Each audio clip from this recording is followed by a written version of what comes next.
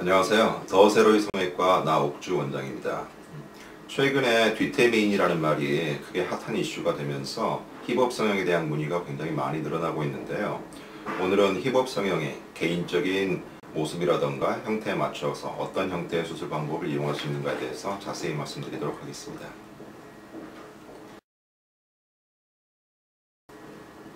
자, 힙업 성형을 위해서는 기본적으로 볼륨이 부족한 힙을 볼륨을 채워주고 그 다음에 처진 부분을 끌어올리는 두 가지 형태로 수술이 진행되게 됩니다. 이를 이루기 위한 방법으로서는 크게 나눠서 세 가지 방법이 있어요. 첫 번째는 자가지방을 이용을 해서 이걸 이식함으로써 꺼진 힙의 볼륨을 채워주는 방법이 있고, 두 번째는 실이나 레이저를 이용해서 처진 엉덩이 부분을 끌어올려주는 방법이 있습니다. 그리고 마지막으로 세 번째는 정품 보형물을 이용해서 꺼진 볼륨을 채워서 탱탱한 그런 엉덩이 라인을 만들어주는 그런 방법이 있겠습니다.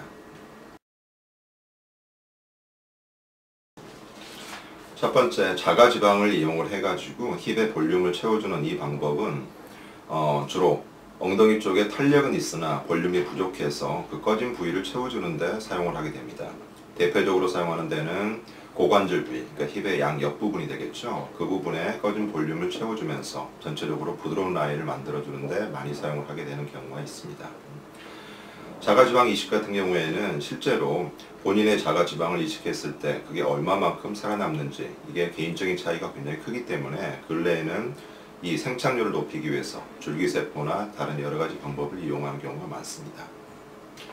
두 번째로 실이나 레이저를 이용해서 처진 엉덩이를 끌어올려주는 방법은 이 자체로서는 없어진 볼륨, 꺼진 볼륨을 채워주지는 못합니다.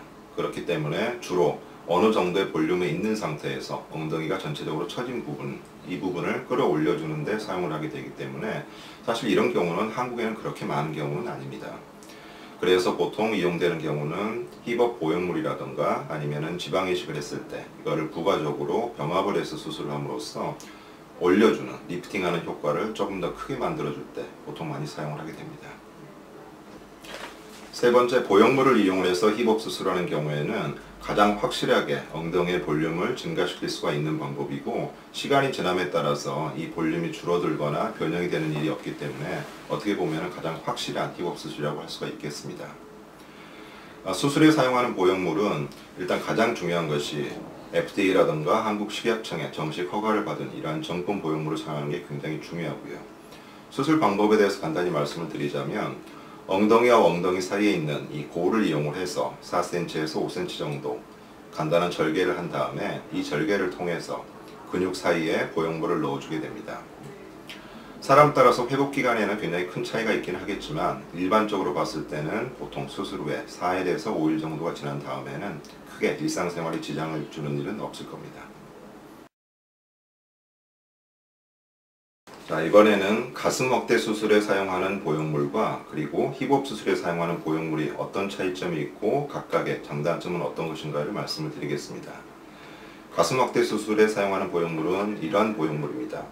카메라에서 잘 보이실지는 모르겠지만 이처럼 굉장히 말랑말랑하고 그러한 탄력이 굉장히 높은 이런 재질로 되어 있습니다.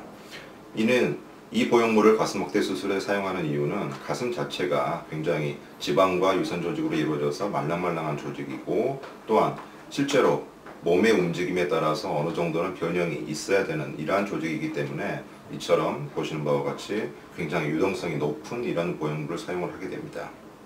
한편 반대로 힙업 성형에 사용하는 보형물은 이러한 보형물을 사용을 하게 되는데, 가슴 수술에서 사용하는 이런 보형물과는 약간 좀 다르게 어느 정도는強도가 좀 있고, 그 다음에 이 내구성이라든가 이런 면에서 훨씬 더 높은 보형물을 사용을 하게 됩니다.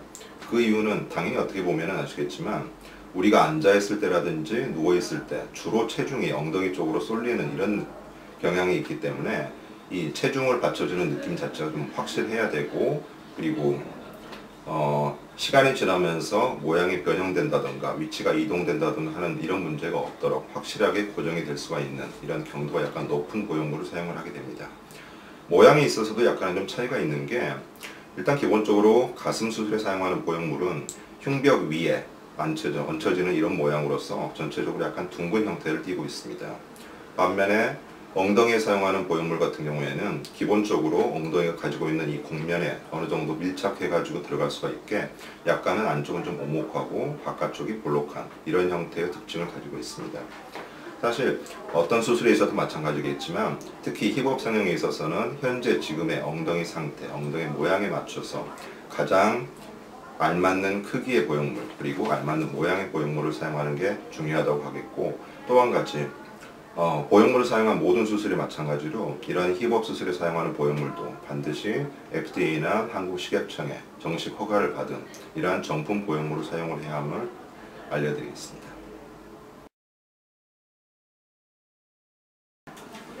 힙업 수술을 할 때 가장 중요하게 고려를 해야 되는 점은 실제로 엉덩이 자체만 모양이 예뻐가지고는 그걸로 해가지고 전체적인 뒤태 라인이 예쁘게 살지가 않습니다. 결국 뒤태 미인이라고 할 때의 그 뒤태에서는 허리에서 엉덩이, 그 다음에 엉덩이에서 허벅지로 이어지는 라인이 굉장히 부드럽고 그 다음에 풍만한 이런 형태의 느낌을 줘야 되기 때문에 전체적인 본인의 체형과 그 다음에 현재 상황을 잘 고려를 해서 이런 수술을 진행하는 게 매우 중요하다고 하겠습니다.